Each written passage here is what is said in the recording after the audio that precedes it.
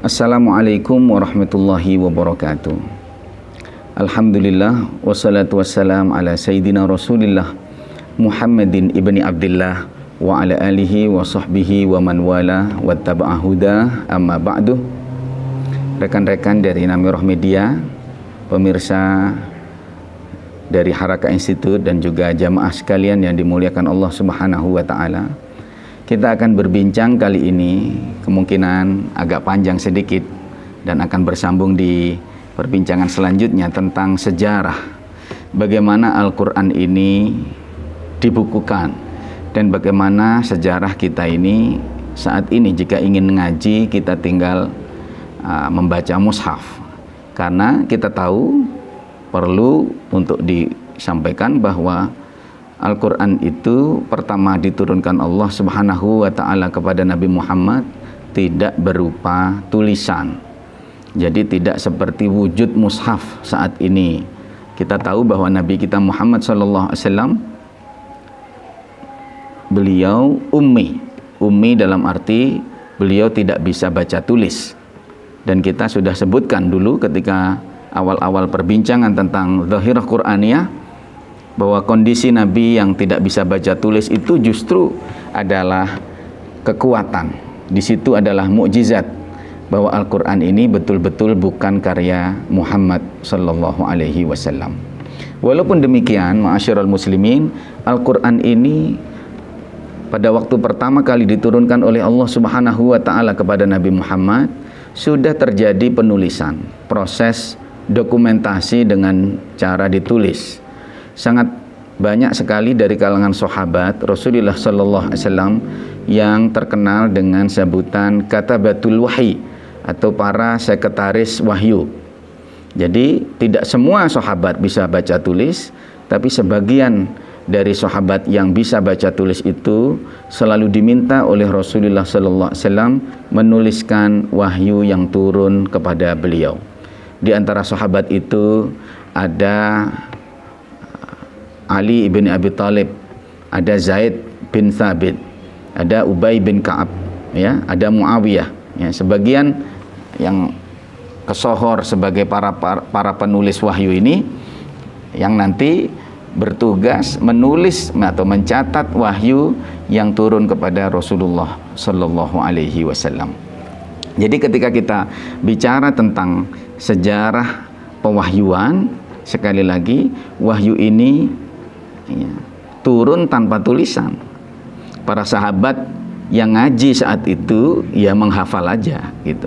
Tapi sebagian yang bisa nulis diminta oleh Rasulullah SAW menuliskan wahyu yang turun kepada beliau dalam lembar-lembar, ada dari kulit, ada dari batu, ada dari tulang belulang, dan itu berupa perkamen-perkamen atau catatan-catatan wahyu yang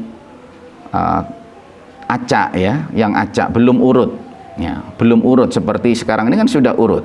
Jadi mushaf kita itu dimulai misalkan dari surat Al-Fatihah, kemudian Baqarah, kemudian Ali Imran, An-Nisa dan seterusnya, ya.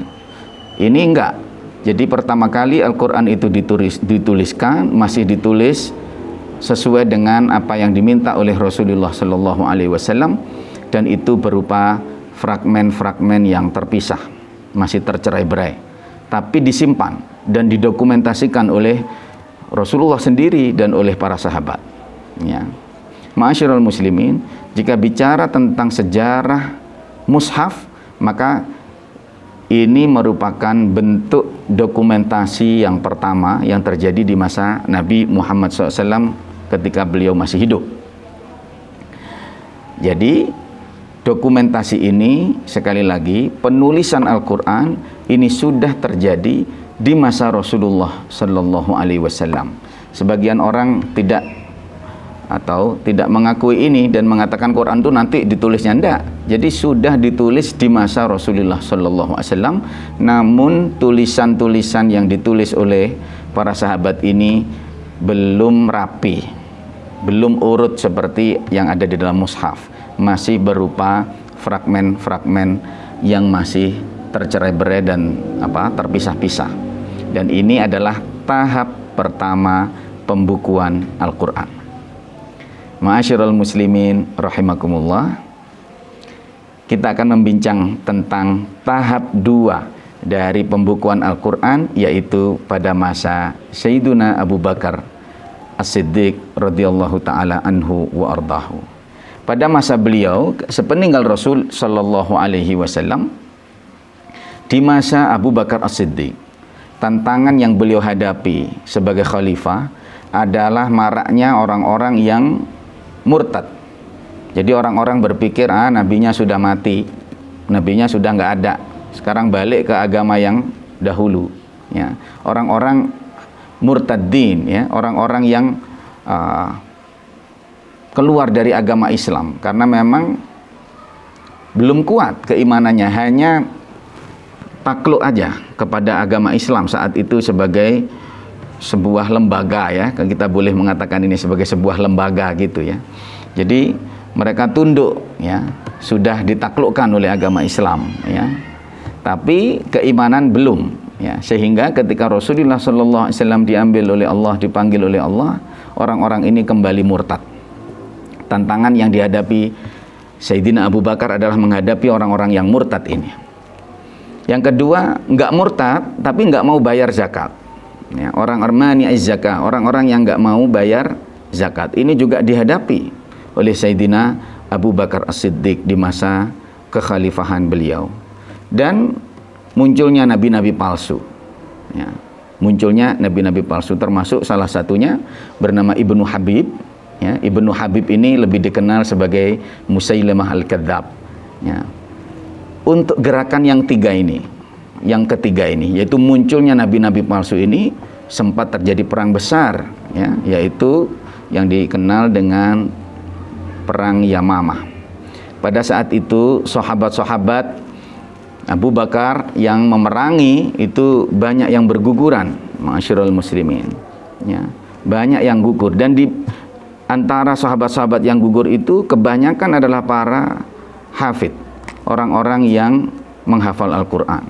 Padahal dokumentasi yang paling primer atau yang utama adalah hafalan ini, karena tulisan belum ada atau tulisan belum dibukukan lebih tepatnya. Sehingga Sayyidina Umar ibnul Khattab usul kepada Abu Bakar As-Siddiq untuk beliau berkenan membuka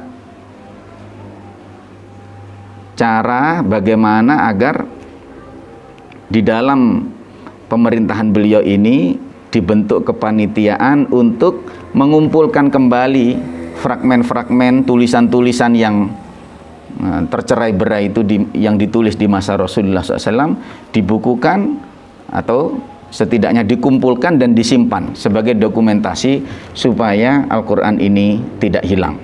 Itulah usulan yang disampaikan Umar ibn Khattab kepada Khalifah Abu Bakar As-Siddiq. Usulan itu ditolak oleh Abu Bakar dengan mengatakan, aku nggak akan melakukan sesuatu yang nggak dilakukan oleh Nabi, ya. Jadi Abu Bakar nggak mau ini, gitu. Tapi Umar mendesak, hadza wallahi khair, ini bagus, karena banyak penghafal Al-Quran itu yang sudah nggak ada, berguguran di dalam perang Yamamah melawan nabi-nabi palsu, pseudo profeta itu, yang kemudian karena didesak itu dan berpikir lagi hingga Sayyiduna Abu Bakar kemudian setuju dengan usulan Umar ibn Khattab dan menunjuk sahabat Zaid bin Sabit untuk memimpin kepanitiaan di dalam pembukuan Al-Quran tahap 2. Ma'asyiral muslimin, sekali lagi, Al-Quran dibukukan dalam beberapa tahap. Pertama, di zaman Nabi Muhammad SAW dalam wujud tulisan yang tercerai-berai. Kemudian di tahap yang kedua, yaitu di masa Khalifah Abu Bakar As-Siddiq, dengan cara mengumpulkan fragmen-fragmen yang terpisah ini menjadi satu. Kita akan bicara tentang tahap berikutnya, pengumpulan Al-Quran di masa Khalifah Utsman bin Affan. Semoga ini memperjelas bagaimana sejarah kodifikasi atau pembukuan kitab suci kita. Ma'asyiral muslimin, semoga bermanfaat. Wassalamualaikum warahmatullahi wabarakatuh.